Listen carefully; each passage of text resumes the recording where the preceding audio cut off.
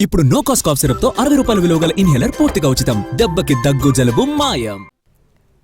AP తెలంగాణలో వర్షాలు బీభత్సం సృష్టిస్తున్నాయి. కుండపోత వారణకు జనజీవనం స్తంభించిపోయింది.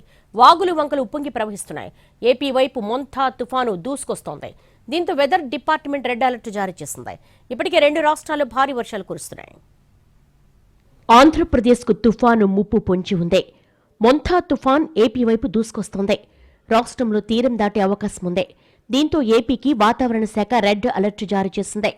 అక్టోబర్ 26, 27, 28, 29 తేదీల్లో తుఫాను తీవ్ర ప్రభావం చూపిస్తుందని వాతావరణ కేంద్రం తెలిపింది. ఈ నెల 28న సాయంత్రం కాకినాడ సమీపంలో తీవ్రమైన తుఫాను తీరం దాటే అవకాశం ఉందని అమరావతి వాతావరణ శాఖ అధికారులు తెలిపారు. ఆ సమయంలో గంటకు 90 నుంచి 110 కిలోమీటర్ల వేగంతో గాలులు వీస్తాయి. విశాఖపట్నం, తిరుపతి వరకు దీని ప్రభావం ఉండనుంది. హైదరాబాద్ సహా తెలంగాణలోనూ భారీ వర్షాలు కురిసే అవకాశం ఉంది. ఏపీలోని తీర ప్రాంత జిల్లాల్లో ఉన్న విద్యాసంస్థలకి 28, 29 తేదీల్లో సెలవు ప్రకటించాలని వాతావరణ శాఖ అధికారులు సూచించారు. దూర ప్రాంతాలకు వెళ్లేవాళ్లు ప్రయాణాలు మానుకోవాలని తెలిపారు. భారీ వర్షాలు కురవనుండటంతో మచిలీపట్నం, దివిసీమ, విజయవాడ, గుంటూరు, ఏలూరు, గోదావరి జిల్లా ప్రజలు అప్రమత్తంగా ఉండాలని అధికారులు సూచించారు. మొంతా తుఫాన్ హెచ్చరికలతో విశాఖ జిల్లా యంత్రాంగం అప్రమత్తమైంది. ఉద్యోగులకు సెలవులు రద్దు చేసింది. వచ్చే 3 రోజులు అధికారులు, ప్రజలు అప్రమత్తంగా ఉండాలని హెచ్చరికలు జారీ చేసింది.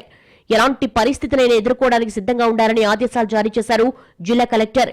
జిల్లా, డివిజన్, మండల, గ్రామస్థాయి అధికార యంత్రాంగం హెడ్ క్వార్టర్స్ లోనే ఉండాలని నిర్దేశించారు.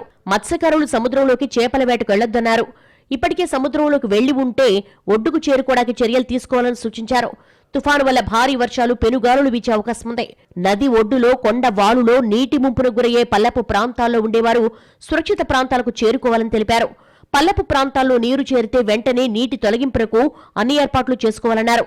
అధికారులు రిలీఫ్ సెంటర్ల ఏర్పాటుకు సిద్ధంగా ఉండాలని ఆదేశాలు జారీ చేశారు. చెట్లు పడిపోతే వెంటనే తొలగించడానికి ఏర్పాట్లు చేసుకోవాలని, తాగునీటికి ఇబ్బందులు రాకుండా ముందు జాగ్రత్తలు తీసుకోవాలన్నారు అధికారులు. విద్యుత్ అంతరాయం కలిగితే వెంటనే పునరుద్ధరించడానికి చర్యలు చేపట్టాలని, జనరేటర్లు, డీజిల్ అందుబాటులో సిద్ధంగా ఉంచుకోవాలని సూచించారు. ఎన్డీఆర్ఎఫ్, ఎస్డీఆర్ఎఫ్ టీములను రెడీగా ఉంచాలని విశాఖ జిల్లా కలెక్టర్ ఆదేశాలు జారీ చేశారు. కాకినాడ జిల్లా ఏలూరు ప్రాజెక్టుకు భారీగా వరద నీరు వచ్చి చేరుతోంది. ఏలూరు జలాశయం పూర్తి సామర్థ్యం 24 టీఎంసీలైతే 23 టీఎంసీలకు నీటి నిల్వలు చేరాయి. తుఫాను దృష్టిలో పెట్టుకుని అధికారులు అప్రమత్తమయ్యారు. 3000 క్యూసెక్కులు నీరు దిగువకు విడుదల చేశారు. ఎగువ ప్రాంతాల నుంచి మరింత వరద నీరు వస్తే 10,000 క్యూసెక్కుల వరకు అవుట్ఫ్లో ఉండే అవకాశం ఉంది. కిర్లంపూడి మండలంలో వరద నీరు వస్తోందని అప్రమత్తంగా ఉండాలని దండోర వేయించారు.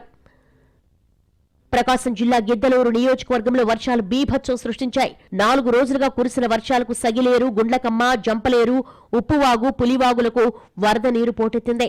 రాచర్ల మండలంలో అత్యధికంగా వర్షపాతం నమోదు కావడంతో సోమిదేవిపల్లి చెరువుకు గండిపడింది. మార్కాపురం మండలంలో భారీ వర్షాలు కురిశాయి. కొండపి పరిసర ప్రాంతాల్లో జిల్లాలోని అత్యధికంగా వర్షపాతం నమోదైంది. సంతనూతలపాడు నియోజకవర్గంలో చేమకుర్తి ప్రాంతంలో వాగుల ఉధృతికి ఒకరు గల్లంతయ్యారు. గల్లంతైన మరో 2 విద్యార్థులను స్థానికులు రక్షించారు. వర్షాలతో జనజీవనం అస్తవ్యస్తంగా మారింది. రోజువారీ కూలీలు, రైతులు తమ ఉపాధిని కోల్పోయామని ఆవేదన చెందుతున్నారు. మరోవైపు తెలంగాణ పైన వాయుగుండ ప్రభావం కనిపిస్తోంది. హైదరాబాద్లో భారీ వర్షం కురిసింది. నగరంలో పలు ప్రాంతాల్లో జోరు వాన పడుతోంది. ఆదిలాబాద్, వికారాబాద్, ఉమ్మడి ఖమ్మం జిల్లాల్లోనూ విస్తారంగా వర్షాలు పడుతున్నాయి.